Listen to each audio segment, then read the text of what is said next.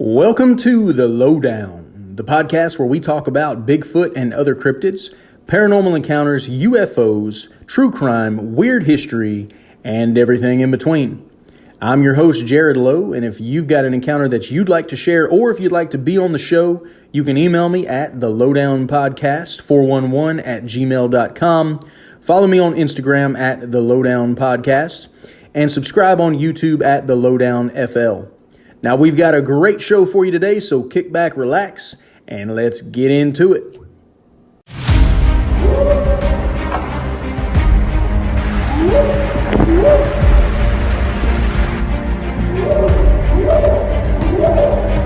I hear this thing crashing through the trees, and it got closer and closer and closer, and then all of a sudden everything just went quiet.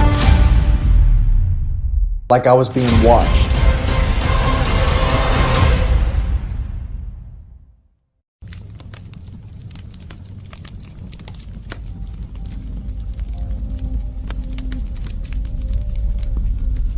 The night is still. Not quiet. Never truly quiet. But still in the way that it presses against your ears until even the smallest sound feels deliberate. A distant wind drags its fingers through dry grass. Somewhere, something unseen snaps a twig and then nothing. This is how it begins. Not with answers, but with absence. With livestock found drained of blood beneath the pale dawn. With tracks that just stop where they should continue. With stories passed in hushed tones between people who swear they saw something. Something that should not exist. Tonight we step into that darkness. Two legends. Two regions. Two nightmares born from fear, isolation, and something far older than either. One stalks the farms and rural outskirts of the Americas. The other waits in the frozen silence of the northern forests.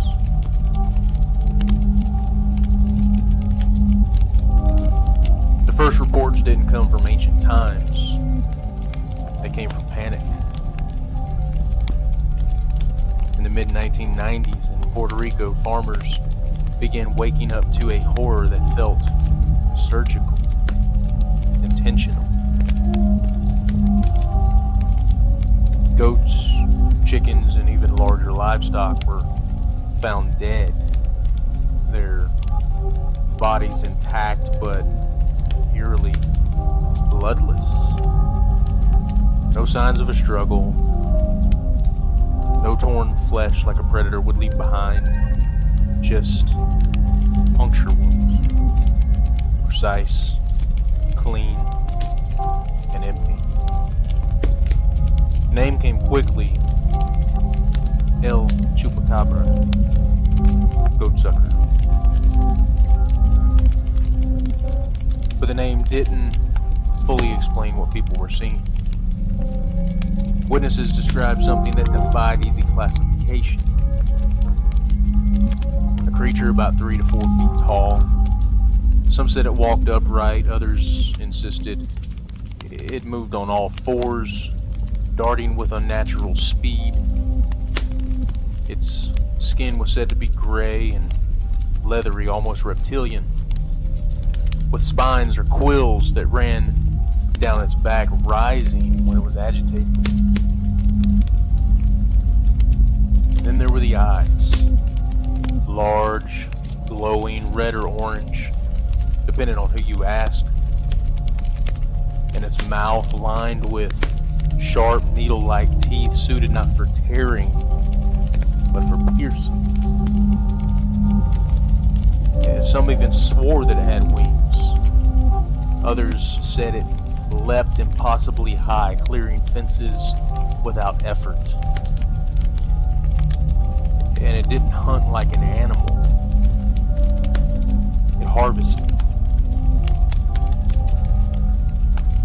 Reports spread quickly beyond Puerto Rico, to Mexico, Texas, and other parts of the southwestern United States. Each new sighting added layers to the legend, but also contradictions.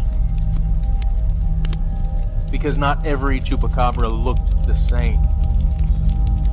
In later years, descriptions shifted. No more spines, no more reptilian features. Instead, witnesses described something gaunt, hairless, emaciated, with skin pulled tight over visible ribs. Its face was distorted, almost canine, but wrong. Its gait was unsteady yet purposeful. Its presence was diseased. And that's where the first explanations began to take hold.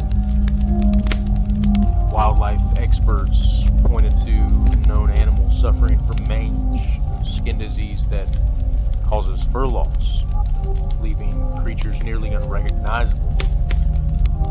Coyotes, dogs, even raccoons could appear monstrous under such conditions, starving, desperate, and even bold enough to approach livestock. But mange didn't explain everything. It didn't explain the reports of drained blood with minimal external trauma. It didn't explain the consistency of puncture wounds. And it certainly didn't explain the witnesses who described something far more coordinated, far more deliberate. Now, there were other theories. Some believed that the Chupacabra was an undiscovered species, something that had remained hidden until environmental pressures forced it into human territory. But others leaned into darker theories. Government experiments, genetic hybrids, creatures that were engineered and then released, escaped. And then there were those who believed the answer wasn't scientific at all. That the Chupacabra wasn't an animal, but something else. Something that had always been there. Watching. Waiting. The attacks themselves were rarely witnessed directly. Instead, they were inferred from the aftermath. Animals found arranged in unnatural positions. No sign of struggle, as if they had been immobilized, or even worse, paralyzed before death. In some accounts, dogs refused to approach the bodies. In others, entire herds seemed to sense something long before it arrived, growing restless, agitated, and then suddenly silent. As if whatever came for them didn't belong in the natural world. And yet no definitive proof has ever been captured. Only grainy photos, distorted silhouettes, tracks that vanish, and stories. Many, many stories. But while the Chupacabra lives in the heat and dust, the next legend belongs to the cold. To the kind of cold that seeps into your bones and doesn't let go. The forest so dense and remote that even sound seems to lose its way. Long before modern sightings, long before photographs and speculations, there were warnings passed down through generations. Among indigenous tribes in the northern United States and Canada, there existed a legend, not just of a creature, but of a transformation. This was the Wendigo. Now, unlike the Chupacabra, the Wendigo is not simply described as an animal. It's something far more disturbing, because it begins as human. The stories vary slightly depending on the tribe, but the core remains the same. The Wendigo is born from desperation, from starvation, so severe that it drives a person to cannibalism. And in that act, something takes hold. A spirit, a curse, a corruption. The person changes. Not immediately, but inevitably. They become something insatiable, something hollow. Witness descriptions of the Wendigo are as haunting as they are inconsistent. Some describe it as a towering skeletal figure, its skin stretched tight and gray over elongated limbs. Others claim it has the head of a deer with massive antlers branching into the sky, its eyes sunken and glowing with an unnatural hunger. Its mouth is often described as too large, split too wide, filled with jagged teeth meant for tearing flesh. But the most defining trait is not its appearance, but its hunger. A hunger that cannot be satisfied. No matter how much it consumes, it only grows larger, thinner, more monstrous, as if feeding it only fuels the curse. Now, the Wendigo is said to move silently despite its size. It can travel vast distances in impossibly short amounts of time. Some stories claim it can mimic human voices, calling out from the forest, luring victims deeper into isolation. Others say it can possess individuals, driving them towards violence, towards consumption. Historical accounts are chilling. Early settlers recorded encounters with individuals who claimed to be pursued by something unseen. Entire hunting parties vanished without explanation. Survivors spoke of hearing footsteps pacing them just beyond sight, of feeling watched constantly. In some of the most disturbing reports, individuals accused of becoming Wendigos were executed, not out of fear of what they had done, but out of fear of what they would become. The phenomenon even gained a name in psychological circles: Wendigo psychosis, a condition in which individuals believed they were transforming into the creature, often accompanied by an overwhelming urge to consume human flesh.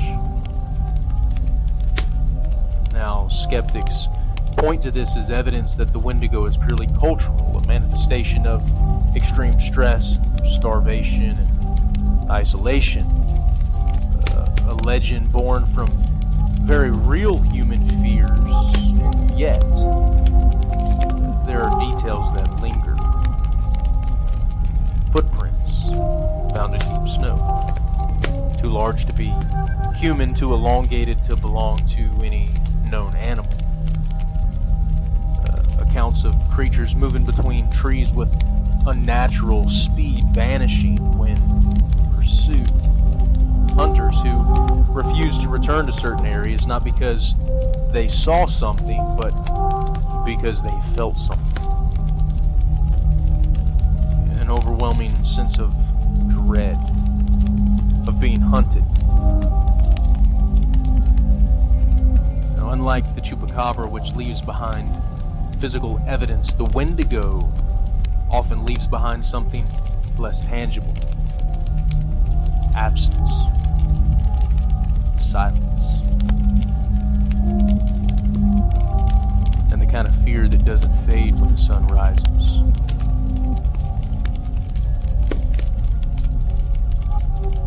So what are they? Two creatures, two legends. One tied to livestock deaths and physical evidence, the other rooted in folklore, psychology, and something far more abstract. Or are they simply misidentifications?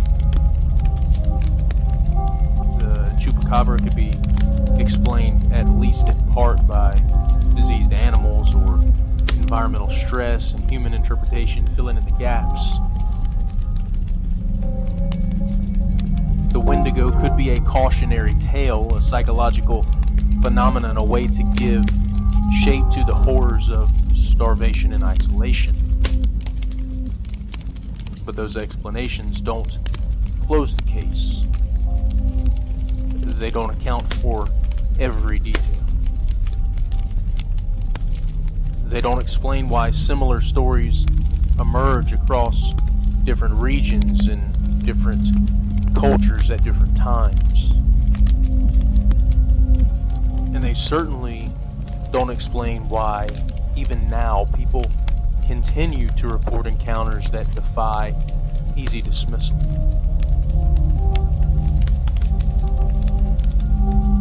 So we're left with possibilities.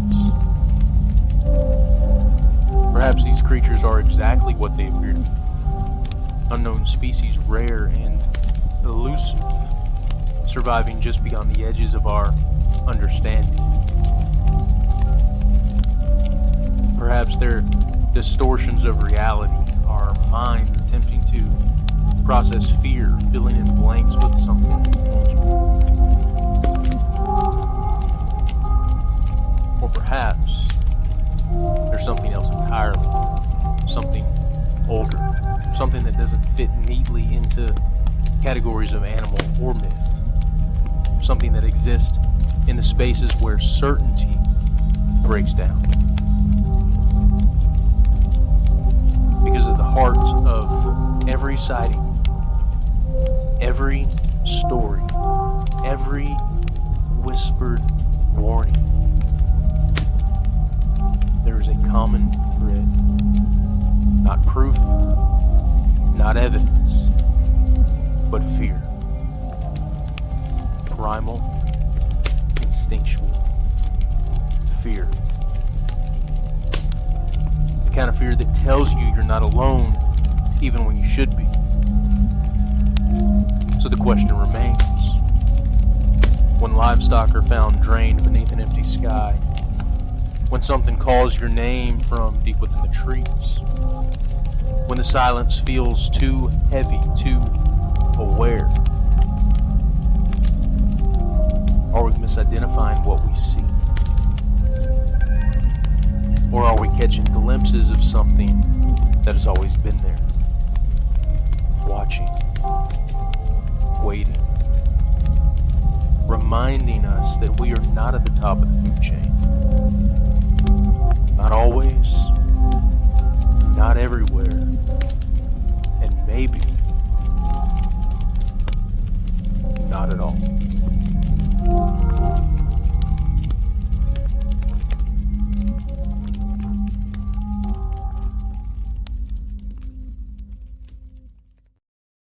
Thank you for listening to this episode of The Lowdown. If you like what you heard, hit that subscribe button, share with your friends and family. Follow me on Instagram and subscribe on YouTube.